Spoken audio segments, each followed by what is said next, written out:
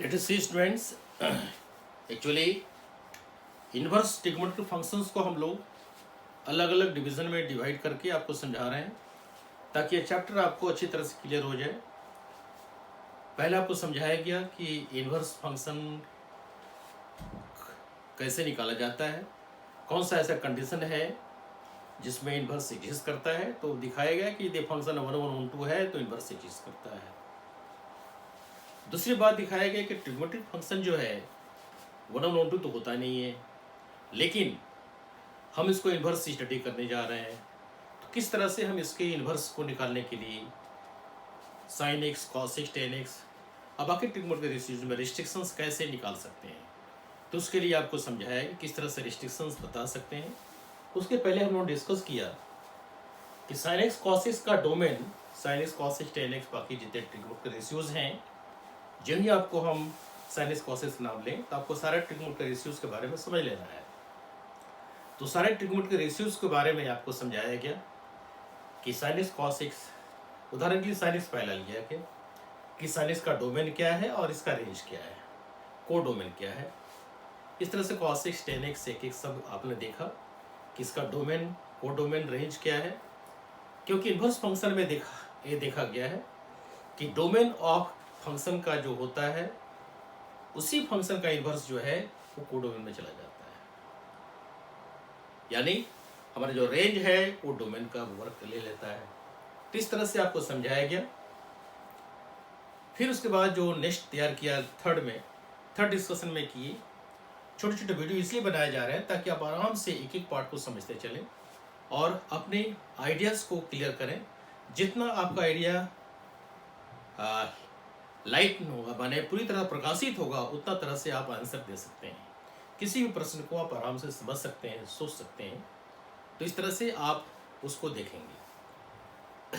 Third में आपको समझाया गया किस तरह से restriction sin x cos x tan x पे दिया जाता है ताकि हम इसका इन्वर्स निकाल सकें।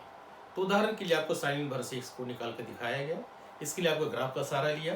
अब ग्राफ में आपको दिखाए किस तरह से हम लोग sin x के ग्राफ को इस तरह से हम बाउंड्री लगाकर एडजस्ट कर लेते हैं, जिसको प्रिंसिपल वैल्यू ब्रांचेस कहा जाता है, जिसमें फंक्शन 1 1 1 2 होता है। उसी तरह से बहुत सारे ब्रांचेस होते हैं। इन सबसे जो नियरेस्ट ब्रांच हमारा ओरिजिन के साथ में है उसको लेकर चलते हैं, that is principal value branches. इस तरह से principal value branch sine inverse x का निकाला गया। तो अब चौथे डिस्कशन में हम लोग आ गए हैं, उसमें है इन्वर्स ट्रिग्नोमेट्रिक फंक्शंस के domain, table for domain and range of inverse trigonometric functions. इस टेबल को आपको याद कर लेना है।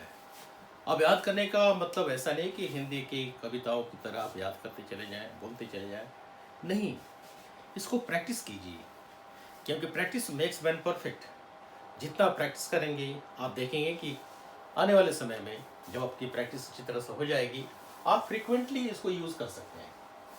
क्योंकि हम टीचर हैं, हमारा उद्देश्य है आपको पूरी तरह से प्रॉपरली गाइड करना ताकि आप समझ सकें किस तरह से हम डोमेन और रेंज के बारे में स्टडी करते हैं। तो ये आपका साइन इन्वर्स है फंक्शन जिसका डोमेन क्या हुआ -1 + 1 और रेंज जो है -π/2 π/2। इसको आपने देखा, इसको डिस्कस भी हम किया, आपको समझाए।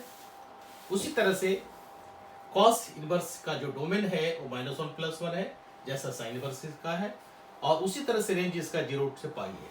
यदि आप इसको याद करना चाहें तो आप ऐसे समझ लीजिए कि cos 0 कितना है और cos π कितना है। तो cos 0 कितना होता है, 1 होता है, cos π -1। तो आप देखिए कि -1 + 1 का आइडिया आपको मिल रहा है। cos 0 जो है 1 होता है, cos π जो है -1 होता है। इस तरह से आप डोमेन रेंज के बारे में इसको याद कर सकते हैं। जैसे आपको बताया cos इन्वर्स -1, cos इन्वर्स -1, क्योंकि आप जानते हैं cos इन्वर्स -1 को कैसे स्टडी करते हैं, यानी cos इन्वर्स -θ।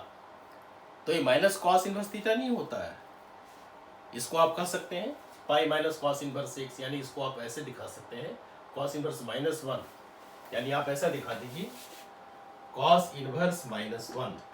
तो आप कैसे लिखेंगे, जैसे हम बताए थे आपको cos इन्वर्स cos π, ऐसे दिखा सकते हैं।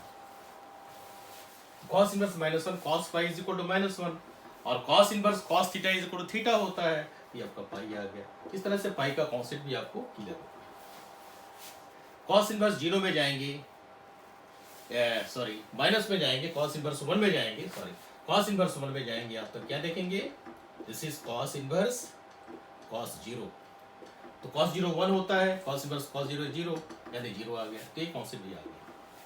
तो इस तरह से बाकी ट्रिग्नोमेट्रिक रेशियोज को का इनवर्स जो है उसको आप याद कर सकते हैं।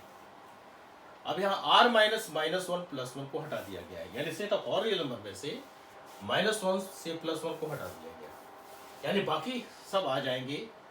ये कैसे हुआ क्या हुआ आपको बताया गया, क्योंकि कॉस इनवर्स कॉसिक इनवर्स जो है वो साइन का रेसिप्रोकल है। साइन का रेसिप्रोकल, साइन एक्स का रेसिप्रोकल क्या है, कॉसिक एक्स है, और कॉसिक एक्स का रेसिप्रोकल साइन एक्स है। उसी तरह से कॉस का रेसिप्रोकल सेक एक्स है, और सेक एक्स का रेसिप्रोकल क्या है, कॉस है। इस तरह से टेन इनवर्स का है, तो यहाँ भी आप रेसिप्रोकल देख सकते हैं। तो आप ऐसा देखिए, cosec inverse r minus minus यानी डोमेन इसका ये हुआ, और रेंज जो है -π/2 से π/2, यानी 0 नहीं होगा, 0 को हटा दिया गया है। तो इस तरह से इसको आप याद रखेंगे। उसी तरह सेक इनवर्स सेम डोमेन है, और रेंज में 0 से पाई में से π/2 हटा दिया गया है। टेन इनवर्स में set of all real number है, और -π/2 से π/2, इसको आप देख रहे हैं, क्योंकि ऐसे आप देख सकते हैं tan ऑफ π/2, tan π/2, तो tan π/2 कितना हुआ,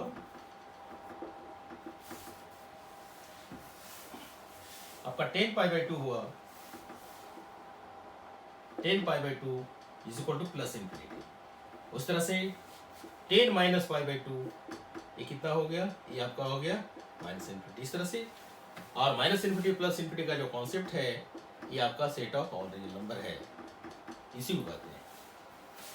जिस तरह से आप स्टडी करते हैं tan π/2 प्लस इंफिनिटी और tan माइनस π/2 माइनस इंफिनिटी, इस तरह set of all real number आ गया। इस तरह से यहाँ भी स्टडी कर सकते हैं। cot 0 क्या होगा, cos 0 बाई साइन 0, cos 0 1 होता है, साइन 0 0 होता है, तो 1/0 इज इनफिनिटी, एक प्लस इंफिनिटी आ गया। फिर cot pi, cos pi by sine pi, cos पाई क्या होगा, -1 होता है, और साइन पाई कितना होगा, 0 होगा, तो -1/0 माइनस इंफिनिटी। इस तरह से भी कॉन्सेप्ट हो गया। तो आपको हम समझा चुके कि किस तरह से हम इसको याद कर सकते हैं, मेमोराइज कर सकते हैं अपने एप्लीकेशंस के लिए, डिफरेंट प्रॉब्लम्स के लिए। अब हम लोग आगे देखेंगे इसका कुछ प्रॉब्लम्स, क्योंकि हम लोग एक्सरसाइज बनाने के कैपेबल हो गए हैं, लेकिन उसके लिए हम आपको नेक्स्ट लेक्चर में समझाएंगे।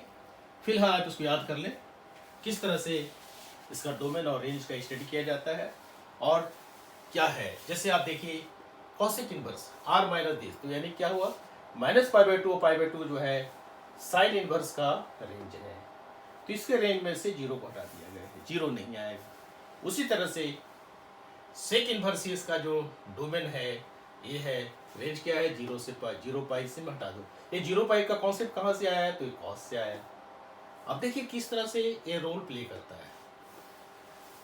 यदि आपने साइन कॉस का स्टडी कर लिया है तो आपको मानकर चलना है कि आप पूरे ट्रिग्नोमेट्री पर विजय प्राप्त कर चुके हैं, क्योंकि साइन कॉस के माध्यम से बाकी ट्रिग्नोमेट्रिक रेशियोज को आसानी से पढ़ा जा सकता है।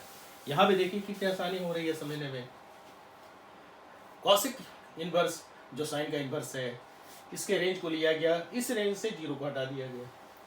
सेक इनवर्स जो कॉस का मैंने सेक जो है कॉस का अपोजिट है, रेसिप्रोकल है, तो कॉस का रेंज 0, कॉस इनवर्स का रेंज जो है 0 पाई है, इस 0 पाई से आपने π/2 हटाया। ठीक उसी तरह से टेन इनवर्स का जो कॉन्सेप्ट है कहाँ से आया, वो आया साइन बाई कॉस से, ये -π/2 से π/2 आया। ठीक इसके अपोजिट में ये हमारा कॉट इनवर्स आया है। कॉट इनवर्स क्या है, 0 से पाई है, इसको आप ध्यान रखिए, क्योंक/, कॉट 0 जो है, कॉट 0 क्या हुआ, cos 0 बाई साइन 0, जैसा आपने देखा cos 0 1 और साइन 0 0, 1/0 इज प्लस इंफिनिटी।